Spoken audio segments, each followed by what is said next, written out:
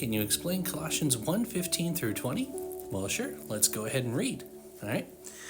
It says, He is the image of the invisible God, the firstborn of all creation. For by him all things were created in heaven and on earth, visible and invisible, whether thrones or dominions or rulers or authorities. All things were created through him and for him, and he is before all things. And in him all things hold together. And he is the head of the body, the church. He is the beginning, the firstborn from the dead, that in everything he might be preeminent.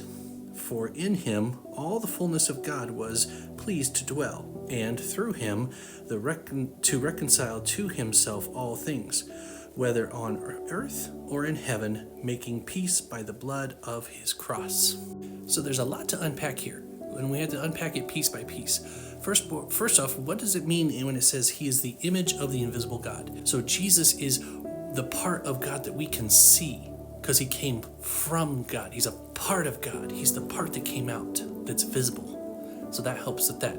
But the next question is, what does it mean that he's the firstborn of all creation? Now, there are other religions that will wildly misuse this. Firstborn is a title. It's not a declaration of what happened. Being the firstborn means you are the inheritor. You get everything. It's like calling Jesus the Son of God.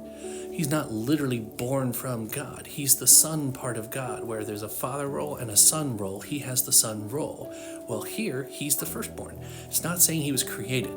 It's saying he is the inheritor of everything that exists. So now we have the portion where it talks about how by him all things were created. This is something established back in the Gospel of John, where it says the Word was at the beginning.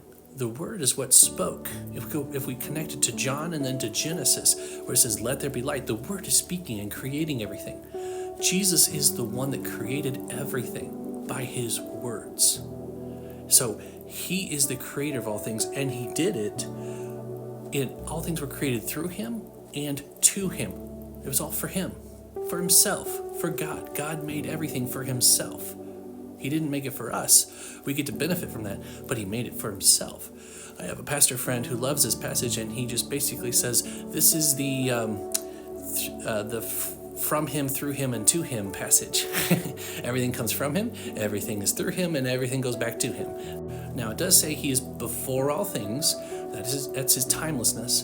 And it says, through him all things hold together. You know, it's funny. They actually were able to create a hollow molecule. Believe it or not, I have no idea how that even works, but scientists say they've been able to do it. And when they looked inside of it, they found enough energy to run a city for a day, inside of one hollow molecule. That's the power of God. It's pretty miraculous and powerful. And nothing in this world holds together unless God wants it to. This is also talking about not only his power, but his authority. It also says he's the head of the body, the church. That one's pretty understandable. Paul gives us in another passage right there, the whole we are the body thing. So Jesus is the head of it. We follow him, we obey him. He's the one that comes up with the ideas, and we're the one that does what he says. Pretty simple. And then we get to this next portion where it says he is the beginning, the firstborn from the dead, and that in everything he might be preeminent. So what that's saying is he's the beginning. He created everything, but he's also the firstborn from the dead. That's not saying that he was created. Again, he's saying he was the first to rise from the dead. Now, it's not saying first as in timeline. Remember that God is outside time.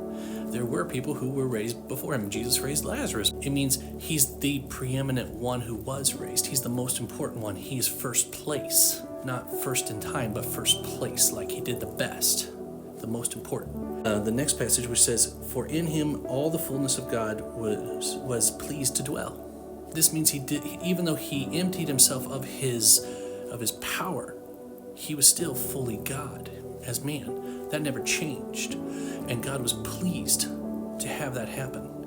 There wasn't any kind of like, oh, I guess I have to do this. No, it was like, yeah, I'm going to go do this. Let's do it. Yay. You know, that type of thing.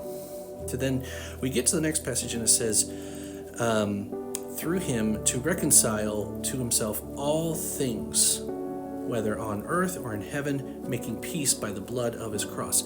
So this is more than just about us. This is about all creation. Paul tells us here that all creation groans. It's under our curse. And God is not only redeeming us, but he's going to redeem all of creation by being able to make a perfect new heavens and new earth where we can dwell with him without having to worry about all these bad things.